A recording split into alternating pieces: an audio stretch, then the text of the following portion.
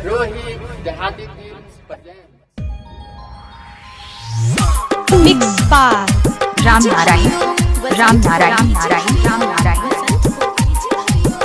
Rohit Dehati films.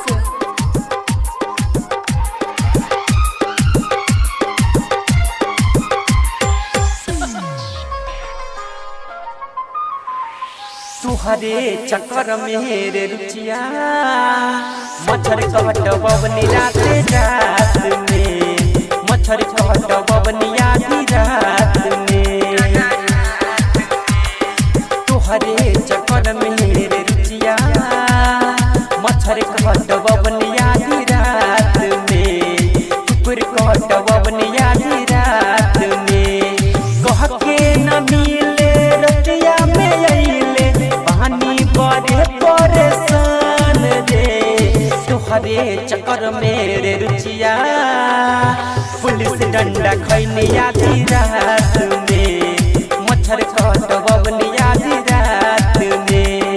तुहरे चक्कर मेरे रुचिया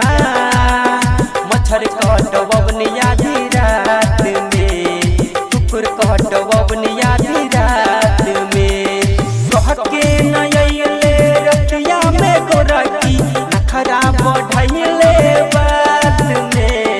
तुहरे चक्कर मेरे रुचिया पुलिस मार खैनी आधी रात में मच्छर कहट बबनी आधी रात में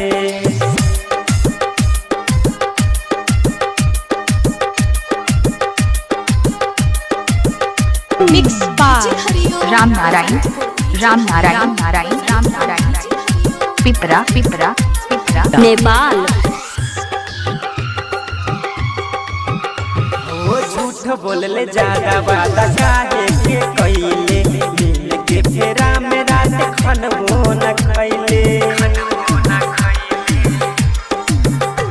रे झूठ बोलले ज्यादा वादा काहे के कइले मिल के फेरा में रात खनबो न खइले तू सुत गइले फोनबो न कइले कहले मोबाइल न रहे साथ में तुहरे चक्कर मेरे रुचिया कुकुर कहट बबनी आधी रात में मच्छर कहट बबनी आधी रात में तुहरे चक्कर मेरे रुचिया मच्छर कहट बबनी आधी रात में Rohit Dehati films. Mix by Ram Narayan